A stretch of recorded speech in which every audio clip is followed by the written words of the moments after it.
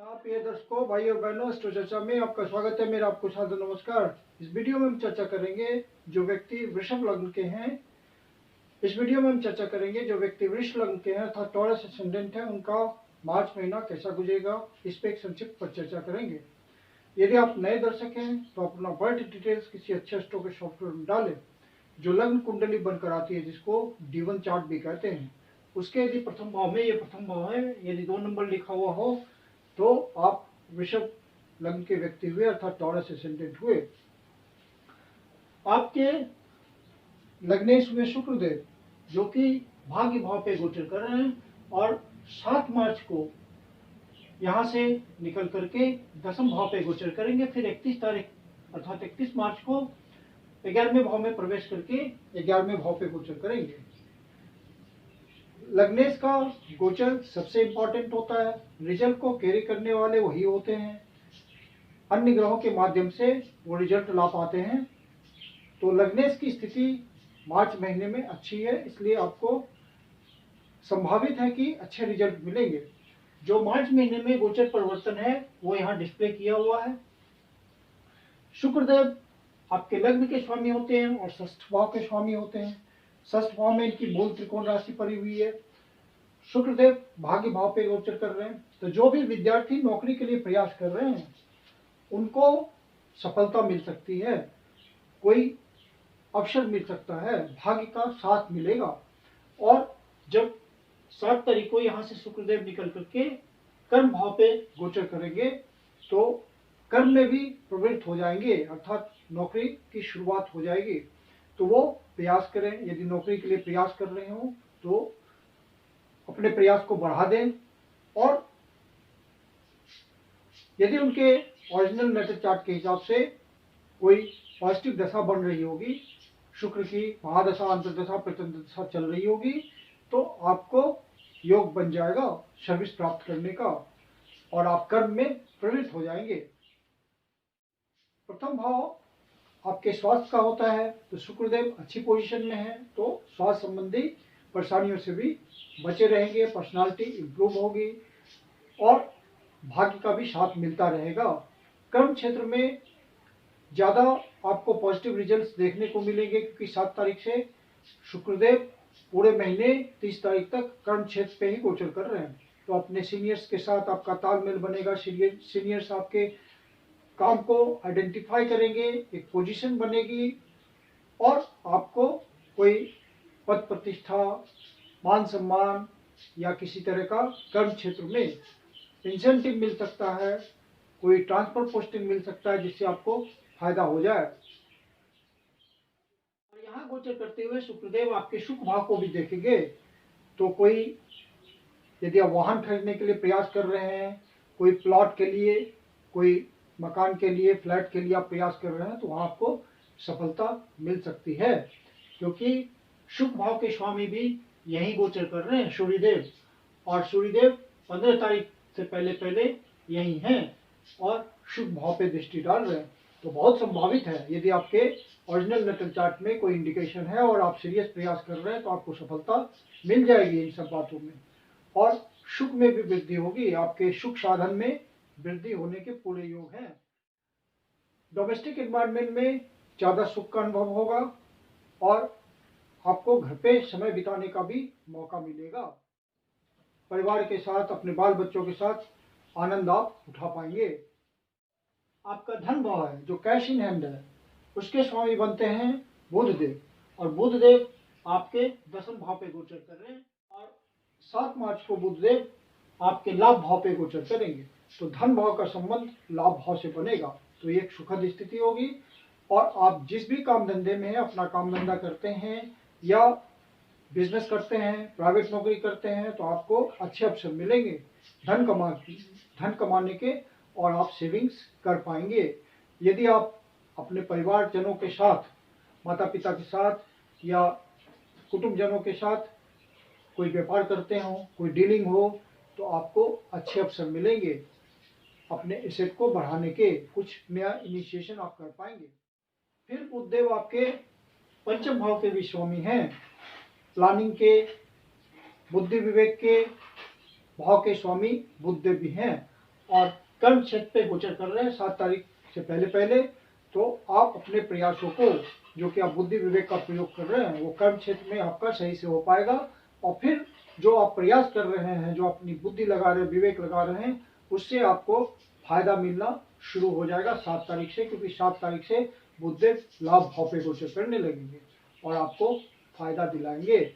जो भी स्पेकुलेशन के क्षेत्र में हैं, उनको सोच समझ के यदि वो अपने प्रोफेशन में अपनी बुद्धि को अप्लाई करें तो उनको विशेष फायदा मिल सकता है।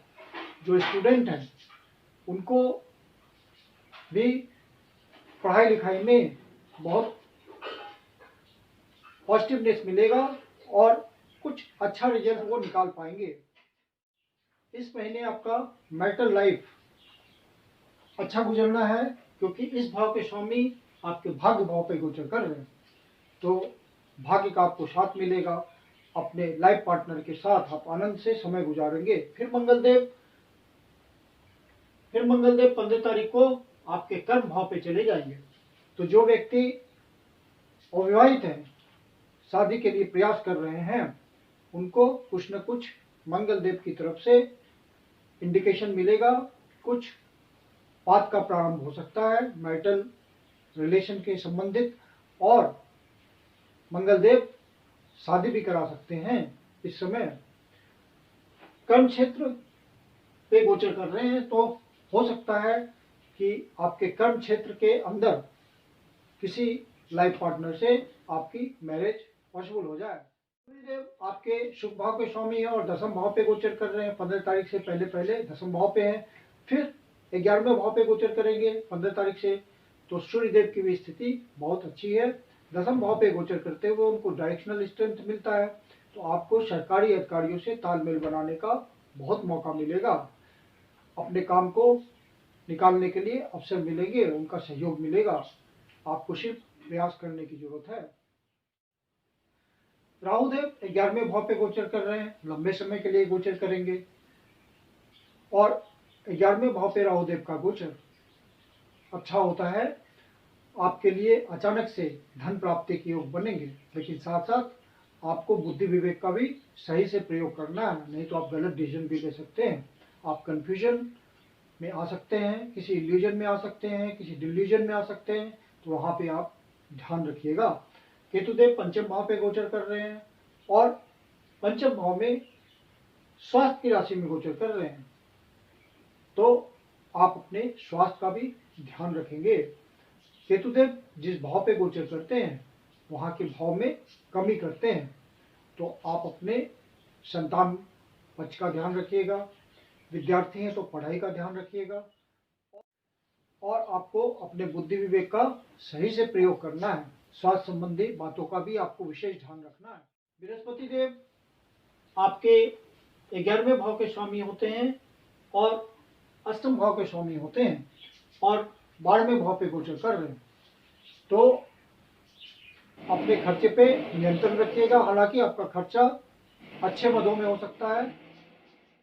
जो एक्सपोर्ट इंपोर्ट के धंधे में हैं उनको तो विशेष फायदा मिलेगा। मैन्युफैक्चरिंग सेक्टर में है, प्रोडक्शन करते हैं, किसी फैक्ट्री के मालिक हैं, तो वहाँ उनका इन्वेस्टमेंट प्रॉपर हो पाएगा, सफलता भी मिलेगी। जो बाहर जाने के लिए प्रयास कर रहे हैं उनको गुरुदेव सफलता देंगे, प्रयास में पॉजिटिवनेस मिलेगा आपको, और बाहर जाके निगोशिएशंस करने में आपको सफलता मिलेगी। लेकिन आपके खर्चे निश्चित रूप से बढ़े रहेंगे, इस बात का ध्यान रखिएगा। इन्वेस्टमेंट के रूप में आप अपने खर्चे को लीजिएगा, तो फिर आपको बेहतर रिजल्ट मिल सकता है। अपने प्रयासों में आपको सफलता जरूर मिलेगी, लेकिन प्रयास को थोड़ा बढ़ाना पड़ेगा, तब आपको पॉजिटिव रिजल्ट मिलेगा। चंद्रदेव की स्थिति के अनुसार आपको 28 और 29 तारीख को अपने स्वास्थ्य का विशेष ध्यान रखना है। यदि आप सीनियर सिटीजन हैं तो किसी से वाद विवाद से ना उलझना है, व्यर्थ का किसी फिजूल की परेशानी में नहीं पड़ना है, कोर्ट कचहरी के मामले से बचना है। 4 तारीख, 5 तारीख, 6 तारीख को कोई आपको मानसिक क्लेश हो सकता है। कोई ऐसा न्यूज मिले जिससे आपको मन की शांति में कमी हो जाए, या कोई अनवांटेड आपके साथ पीड़ा हो जाए, तो ऐसी स्थिति में आप विष्णु सहस्त्रनाम का पाठ कीजिए या शिव जी के मंदिर में जाके शिवलिंग का दूध से अभिषेक करें, जल से अभिषेक करें और ओम नमः शिवाय ओम का जाप करें, तो आपको इससे राहत मिलेगी। कोई अचानक से आपको लाभ भी प्राप्त हो सकता है। यदि आपके पर्सनल नेटल चार्ट पे कोई इंडिकेशन हो तो आपको सब्सटेंशियल लाभ भी मिल सकता है। कोई इंश्योरेंस अमाउंट मिल सकता है, किसी तरह का ग्रेजुएटी पेंशन आपका अटका हुआ हो तो आपको सफलता मिल सकती है उस मामले में। कुछ ऐसे योग बन रहे हैं। 13 और 14 तारीख को आपका खर्चा बढ़ा हुआ हो सकता है। यदि आप इन्वेस्टमेंट के रूप में खर्च करते हैं तो वो तो आपके लिए फायदेमंद रहेगा, लेकिन अपने खर्चे का विशेष ध्यान रखिएगा। खर्चे अच्छे मदों पर होगा और आपको उससे संतुष्टि मिलेगी। कोई विदेश यात्रा का भी योग बन सकता है, देश के भीतर ही सुदूर किसी प्रदेश की यात्रा हो सकती है, या कोई धार्मिक यात्रा का भी प्रयोजन हो सकता है। यात्रा का विशेष योग बनेगा। यदि खर्च ना हो तो यात्रा जरूर आप करेंगे, और वो यात्रा आपके धार्मिक प्रयोजन के लिए भी हो सकता है या पर्सनल एंजॉयमेंट के लिए भी हो सकता है। 22, 23 और 24 तारीख को कोई नया शुभ कार्य प्रारंभ ना करें तो आपके लिए अच्छा रहेगा। इस महीने में जो लव अफेयर में है उनको विशेष ध्यान रखने की जरूरत है। 7 मार्च से बुधदेव राहु केतु एक्सिस पे गोचर करेंगे, तो वहां पे कोई कंफ्यूजन की स्थिति विशेष बन सकती है और आपके रिश्ते में कोई कटुता आ सकती है। तो इस बात का ध्यान रखें और बहुत समझदारी से हर डिसीजन को लें।